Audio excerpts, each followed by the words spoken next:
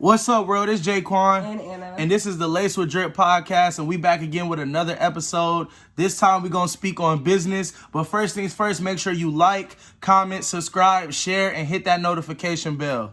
So look, today we would like to speak on how to start a clothing line. You know what I'm saying? Because as you can see, we got our own brand, Lace with Drip. Go check out our merch, lacewithdrip.com. We sell shirts, we sell socks, we sell shirts for kids, you know what I'm saying? We sell pretty much streetwear, you know what I'm saying, for all of our sneaker influencers out there. So make sure y'all check us out, lacewithdrip.com.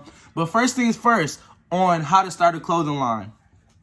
First thing you want to do is find your niche. You know what I'm saying? It is very, very, very important to figure out what type of niche you would like to go into, like as far as business-wise. You know what I'm saying? We chose the sneaker world. You know what I'm saying? Like, we're sneakerheads. We always been a fan of shoes, whether it be Nike, Jordan, Yeezy, whatever the case may have been, the classic stuff like Converses or whatever. We've always been a sneakerhead, so we decided to open up business and set up shop based off of that, which leads us into our next one.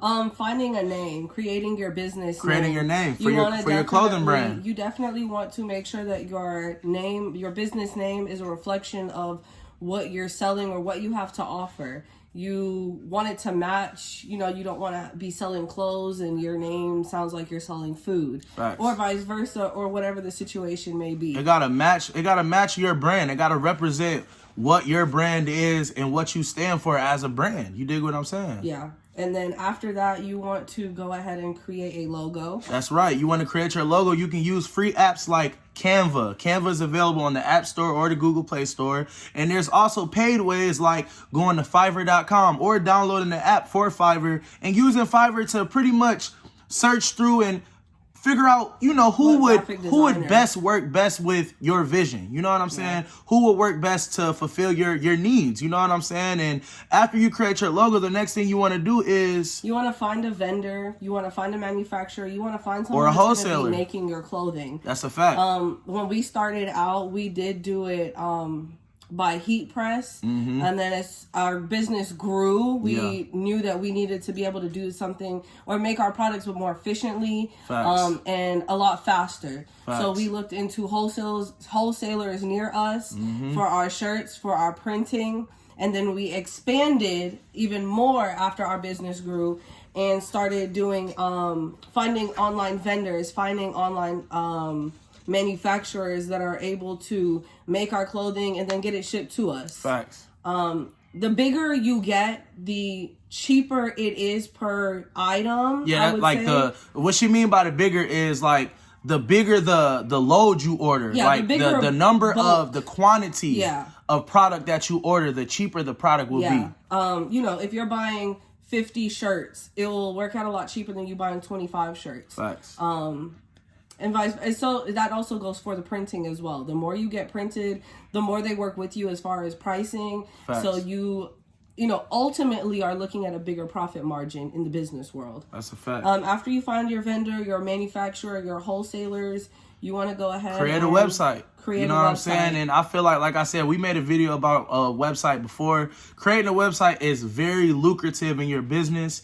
Like I said, it's a place for people not only to just buy your product, but to just see all of your work. You know what I'm saying? Yeah, you may see somebody on the street and you may be wearing your brand, but they need to see like, okay, what else do they have to offer? You know what I'm saying? So it's best to have a website, a professional website, not any type of website, not a little cheap website or just something you're trying to put together 1, 2, 3.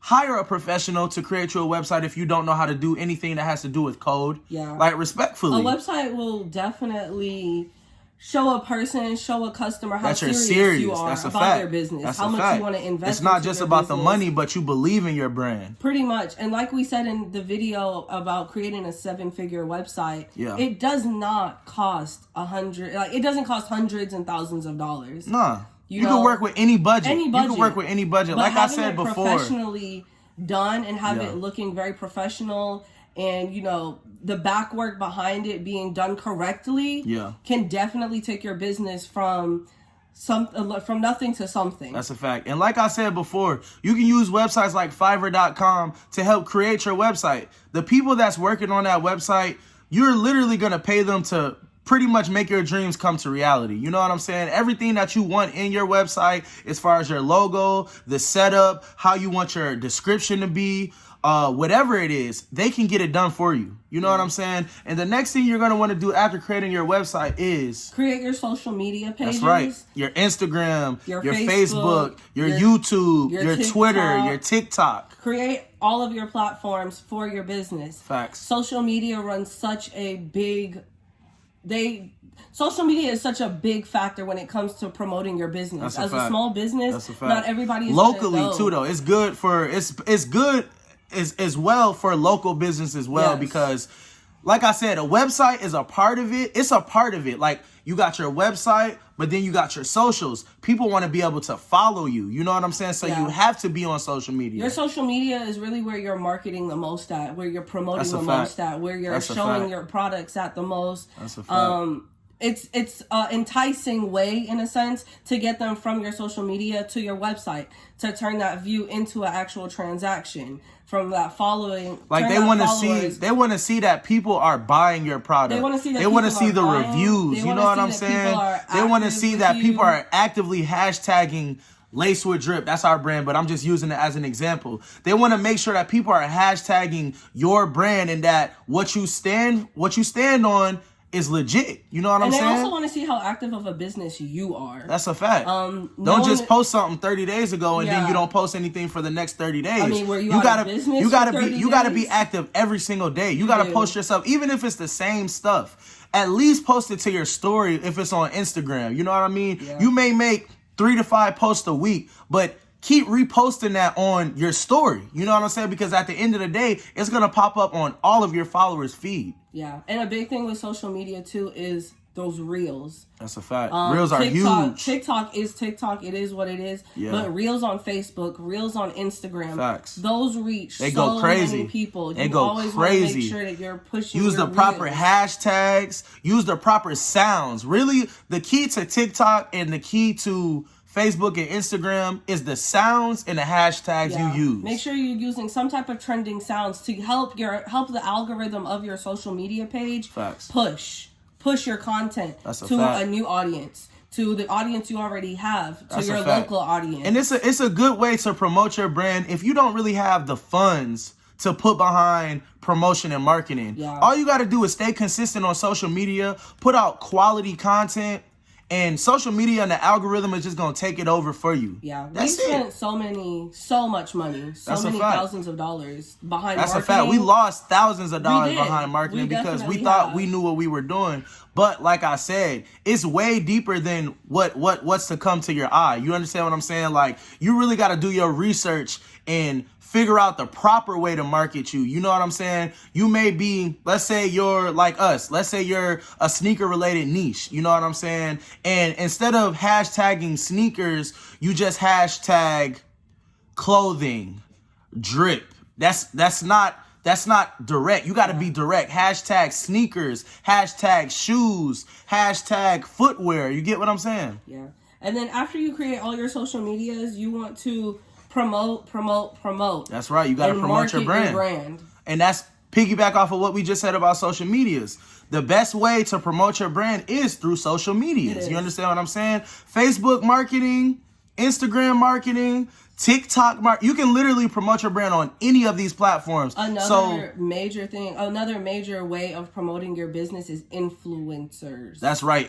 Paying influencers to review your product. To promote your product, to put it out there on their audience. On their for platform. audience. That's a fact. That is a Because very now, big thing. now you got to realize your brand is reaching a bigger audience than what you had to offer. And what we've learned is that people, word of mouth, carry so much more value. Yeah, it holds than way you more weight. Just promoting your reels. That's a pushing fact. your Because I'm going to be content. real. You may have friends that say they will support you, but then when you finally drop your stuff, ain't nobody really buying stuff from you. You know what I'm saying? And you don't want to be coming at people saying, hey, I thought you said you were going to support me. You got to realize in this world we live in nowadays, strangers will support you before your friends will. And that's a big fact. And that having that in the back of your mind, it helps you because when you notice that people that you genuinely love and have love for Yeah. is not supporting you, it does hurt and it does tear you down as a person. It does make you question, am I doing the right thing? Is my business, the right business? You can't let that get the best of you. You can't let that get the best of you. There's so many people out there. It's people out there that want to support you that don't know you from a can of paint,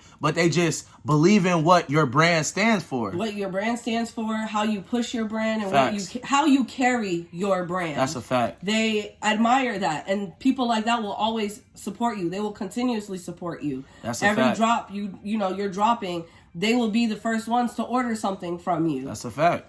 So, you know what I'm saying? So, like we said, use those steps to create your own clothing line or your own clothing brand. Whichever field you're trying to go into, those are the steps you need. But that's it for this episode of the podcast. Make sure you like, comment, subscribe, share. Go to lacewithdrip.com. You dig what I'm saying? Cop your drip. Cop some drip today, and we'll see you on the next one. See ya.